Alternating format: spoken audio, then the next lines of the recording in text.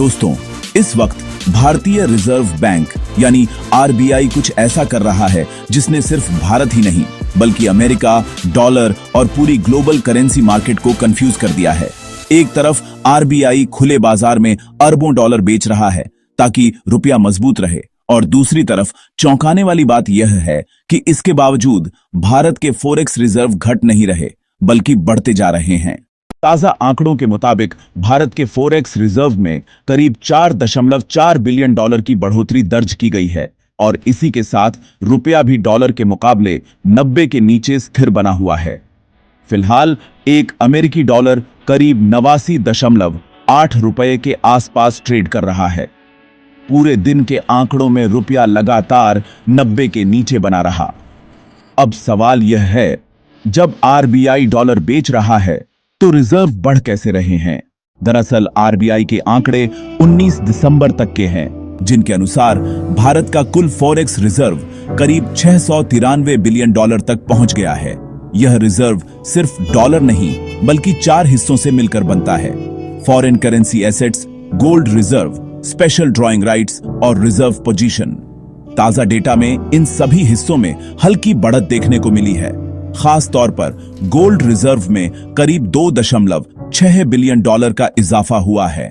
लेकिन असली ट्विस्ट यहां है, इसी दौरान आरबीआई ने बाजार में करीब 2 बिलियन डॉलर भी बेच दिए। यहीं से असली खेल शुरू होता है। इस पूरे रहस्य की चाबी है फॉरेक्स स्वैप। हाल ही में आरबीआई ने करीब 3 लाख करोड़ रुपए का फॉरेक्स स्वैप ऑपरेशन किया है। इसमें आरबीआई ने देश के कमर्शियल बैंकों से डॉलर एक तय समय के लिए लिए और बदले में उन्हें रुपए दिए।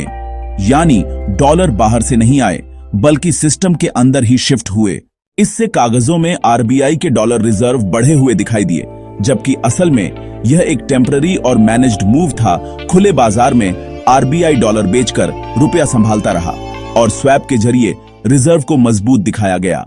इस रणनीति के कई बड़े फायदे हुए। बाजार में डर नहीं फैला, विदेशी निवेशकों का भरोसा बना रहा, बैंकिंग सिस्टम में भारी लिक्विडिटी आई, ब्याज दरों पर दबाव नहीं पड़ा, और सबसे अहम बात, नई करेंसी छापे बिना यह सब किया गया, जिससे महंगाई काबू में रही।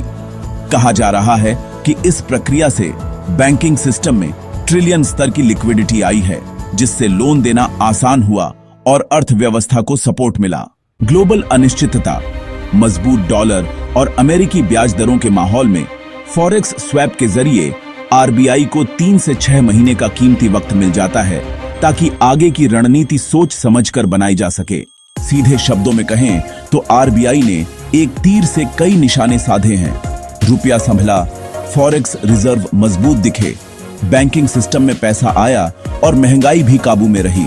इसी वजह से इस पूरे कदम को आरबीआई का मास्टर स्ट्रोक कहा जा रहा है। बाकी आप लोग इस पर क्या सोचते हैं? अपनी राय नीचे कमेंट में जरूर बताएं। वीडियो को लाइक, सब्सक्राइब और अपने दोस्तों तक जरूर शेयर करें। जय हिंद, वंदे मातरम।